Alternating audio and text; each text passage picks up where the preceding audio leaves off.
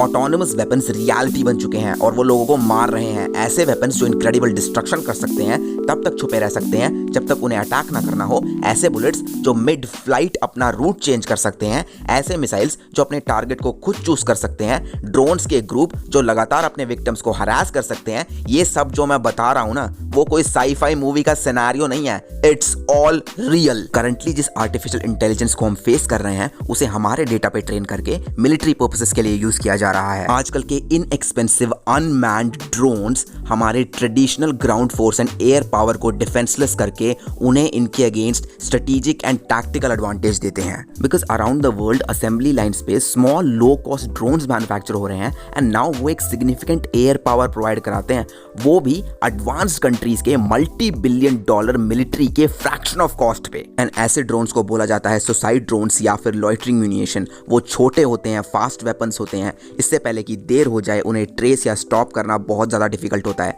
But ऐसी weapon technology I mean loitering munition कोई new concept नहीं है। इस टाइप की वेपन्स को काफ़ी लॉन्ग टाइम से कंसेप्चुलाइज किया जा रहा है। बट आजकल के टाइम पे डिफरेंस ये है कि लॉइटरिंग म्यूनिशन को डिप्लॉय किया जाता है एज फुल्ली ऑटोनमस। वो अपने टारगेट को सर्च एंड आइडेंटिफाई कर सकते हैं और बिना किसी ह्यूमन इंटरवेंशन के वो एंगेज होने के लिए डिसाइड भी कर सकते हैं। सुसाइड ड्रोन्स या फिर लॉइटरिंग म्यूनिशन को रीपर्पस्ड मिलिट्री या फिर सिविलियन इक्विपमेंट से बनाया जा सकता है या फिर नेशनल डिफेंस के लिए स्क्रैच से भी बनाया जा सकता है। कंट्रीज, रोग ग्रुप्स और ऐसी ऑर्गेनाइजेशंस जो स्टेल्थ एयरक्राफ्ट्स को अफोर्ड नहीं कर सकते, अब उनके पास ये एबिलिटी है कि वो advanced anti air missile installations को इजीली डिस्ट्रक्ट कर सकते हैं, वो भी at low cost. Traditional stealth bomber जैसे कि नॉर्थक्रॉप ग्रामन B-2 स्पिरिट, इस एयरक्राफ्ट की कॉस्ट है अराउंड $2.13 बिलियन एंड इसकी पर आवर फ्लाइट कॉस्ट पड़ती है अराउंड $135,000। सो इसके ऊपर किसी भी टाइप की ट्रेनिंग या फिर डिप्लॉयमेंट काफ़ी कॉस्टली पड़ता है। बट लॉइटरिंग म्यूनिशन के साथ एक कमर्शियल ड्रोन जो किसी भी मार्केट में अवेलेबल हो, जिसमें इनफ पेलोड कैपेसिटी होती है, उसे एक ऑटोनमस सर्वेलेंस या फिर लॉइटरिंग म्यूनिशन में कन्वर्ट किया जा सकता है। वो कोई भी शेप एंड साइज ले सकते हैं एंड किसी भी टाइप के डिसाइड रोल को फुलफिल कर सकते हैं। नाउ इस अजीब से एग्जांपल को देखो, एक vertically shaped UAV I mean unmanned aerial vehicle जो एनिमी पोजीशन पे स्ट्रेट जाके लॉइटरिंग ग्रेनेड्स को डिलीवर कर सकता है। इसे किसी भी लॉन्चर से फायर किया जा सकता है, बैटलफील्ड में इसे हैंड टॉस भी किया जा सकता है। उसके बाद ये ड्रोन खुद से उड़ेगा और टारगेट से जाके एंगेज हो जाएगा। कमर्शियल क्वाडकॉप्टर्स जो ऑटोपायलट सॉफ्टवेयर से इनेबल्ड होते हैं, उन्हें रोग ग्रुप्स या फिर loan Wolves easily terror weapons में टर्न कर सकते हैं। चाइनीज कंपनी जैसे कि DJI ने अपने सिस्टम में हार्डकोर नो फ्लाई जोन बना रखा है सो दैट वो लोगों का इलीगल एंड क्रिटिकल एरिया में ड्रोन फ्लाई करवाना प्रिवेंट करवा सके। फॉर एग्जांपल अमेरिका के व्हाइट हाउस के 15.5 माइल के रेडियस में कोई भी ड्रोन आ नहीं सकता और वहां से टेक ऑफ भी नहीं कर सकता, बट किसी भी टाइप के सॉफ्टवेयर लॉक को हैकर्स ब्रेक कर सकते हैं। Unmanned aerial vehicle I mean UAV auto pilot software का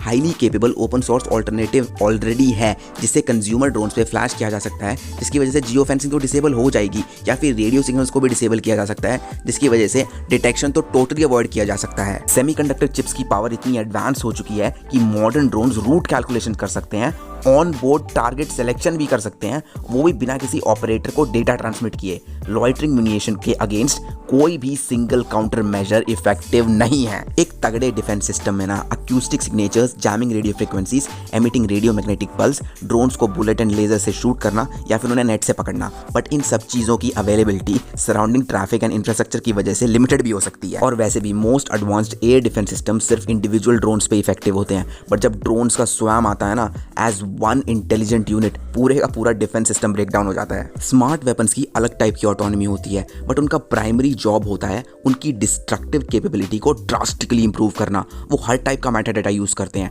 इंटरनेट से लेकर सोशल मीडिया और तुम्हारे फोन का ऐप डेटा भी, जिससे वो अपनी image processing and facial recognition को इंप्रूव कर सके। उन्हें मिलिट्री इंस्टॉलेशंस को रिकॉग्नाइज करने और रेडार टेक्नोलॉजी को डेटर करने के लिए ट्रेन किया जाता है। आर्टिफिशियल इंटेलिजेंस इन स्मार्ट वेपन्स को पावरफुल नहीं बना रहा, वो उन्हें अनस्टॉपेबल बना रहा है। बट जो करंट सिनेरियो है ना, वो एट्रीब्यूशंस को ज्यादा स्पेकुलेटिव एंड मिस्टीरियस बना रहा है। आर्टिफिशियल इंटेलिजेंस की सबसे बड़ी अपील पता है क्या है? वो अर्ली डेज के कमर्शियल इंटरनेट के ओपन वेब स्टैंडर्ड से सिमिलर है। बिकॉज उस टाइम पे कोई भी घर बैठे कंप्यूटर के थ्रू इंटरनेट यूज करके एक बड़ी कंपनी स्टार्ट कर सकता था जो एक मल्टीनेशनल कंपनी को कॉम्पिटिशन भी दे सके।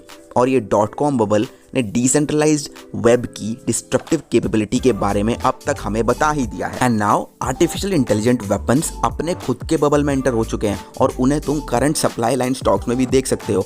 ऑटोनोमस ड्रोन्स की डिमांड फास्ट पेस पे इंक्रीज हो रही है, जिसमें ओपन सोर्स सॉफ्टवेयर होता है और बिल्कुल चीप हार्डवेयर। ऐसे ड्रोन्स जो मल्टी बिलियन डॉलर डैमेजेस कर सकते हैं मार्केट में भरे पड़े हुए हैं। आज के टाइम पे कोई भी ड्रोन्स के नेक्स्ट जनरेशन मॉडल्स यूज कर सकता है जो हर टाइप के शेप एंड साइजेस में आते हैं और वो उसे ऑटो पायलट के latest version and object recognition software से एनहांस भी कर सकते हैं। बिग कंपनीज यूएवी के auto pilot and image recognition software पे दिन रात काम करते हैं जो ऑलमोस्ट सारा ओपन सोर्स होता है। फॉर इंस्टेंस गूगल ने टेंसरफ्लो एपीआई डेवलप किया है जिसे कोई भी डेवलपर अपने एप्लीकेशन में रेडिली यूज कर सकता है, जिससे इमेज रिकग्निशन होती है। अब इसी चीज को एक मिलिट्री ट्रक एंड एक सिविलियन कार में डिफरेंशिएट करने के लिए भी यूज किया जा सकता है। ड्रोन्स छोटे होते जा रहे हैं, लाइटर होते जा रहे हैं और ज्यादा केपेबल भी हो रहे हैं। उनका सॉफ्टवेयर इतना जल्दी लर्न कर रहा है कि काउंटर मेजर अडैप्ट ही नहीं कर पाता।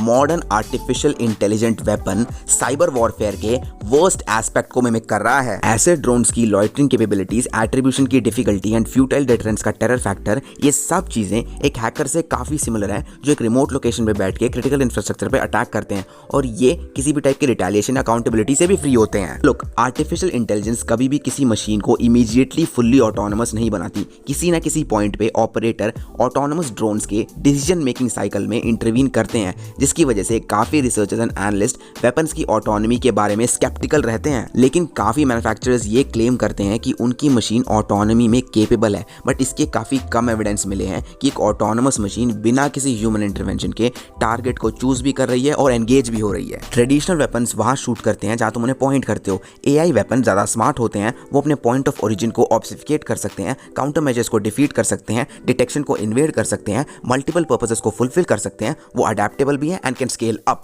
इसीलिए मल्टीपल कंट्रीज मिलिट्री एआई में इन्वेस्टमेंट कर रही है सो दैट वो अपने एडवांटेजेस को बूस्ट कर सके। इजराइल के पास ऑलरेडी अपनी एडवांस्ड एयर फोर्स है। उन्होंने अपनी खुद की ड्रोन फ्लीट से सीरिया पे बॉम्ब टारगेट करवाए थे। ड्रोन के पास रेडार्स को एल्यूड करने की एबिलिटी होती है, इसीलिए इजरायली लीडर्स के पास पॉसिबल डिनायबिलिटी भी है और वही चीज यूएवी ड्रोन्स का मेजर सेलिंग पॉइंट था। इन सभी चीजों की वजह से इजराइल अपने एनिमीज के साथ शैडो वॉर कर सकता है, वो भी बिना किसी ओपन कॉन्फ्लिक्ट के फियर के।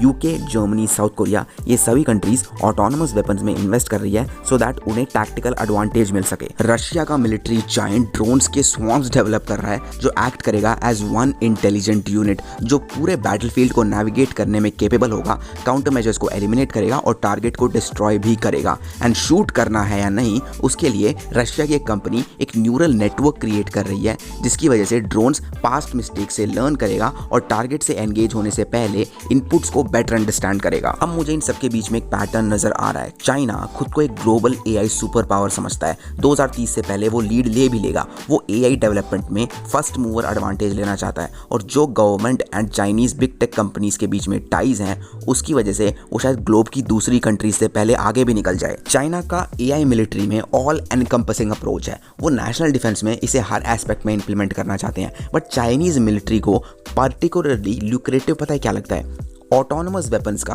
ह्यूमन लाइव्स पे कोई रिस्क नहीं होता। मिलिट्री ऑफिशियल्स इसमें एंगेज होने के लिए ज्यादा विलिंग होंगे। उन्हें अपने खुद के सोल्जर्स रिस्क नहीं करने पड़ेंगे। वो वॉर शैडोज में हाइड करके किसी भी टाइप की रिस्पॉन्सिबिलिटी को लेने से मना भी कर सकते हैं। Training data and military AI की कोई शॉर्टेज नहीं है। Defence department big tech companies को हायर करते हैं सो दैट वो उस पर R&D कर सकें। एक बार प्रोजेक्ट मेवन हेडलाइंस में आया था, जिसमें गूगल ने पेंटागन के साथ एक ल्यूक्रेटिव कॉन्ट्रैक्ट साइन किया था और उसमें गूगल को तगड़ा पैसा मिलने का प्रॉमिस किया गया था, बट किसी टाइप के प्रेशर की वजह से वो कॉन्ट्रैक्ट रिन्यू नहीं हुआ। Amazon एंड माइक्रोसॉफ्ट खुद पेंटागन को cloud services and image recognition के लिए क्लासिफाइड डिफेंस प्रोजेक्ट्स में सपोर्ट करते हैं। एक बार यूएस ने एक कंपनी को हायर किया था एक प्रोडक्ट बनाने के लिए जिसका नाम था लोकेट एक्स, जिसके थ्रू वो अराउंड द वर्ल्ड लोगों के फोन में से ग्रैनुलर लोकेशन डेटा को हार्वेस्ट करता था। वो इनक्वेस एप्स को टारगेट भी करता था जिसके मिलियंस ऑफ डाउनलोड्स होते थे।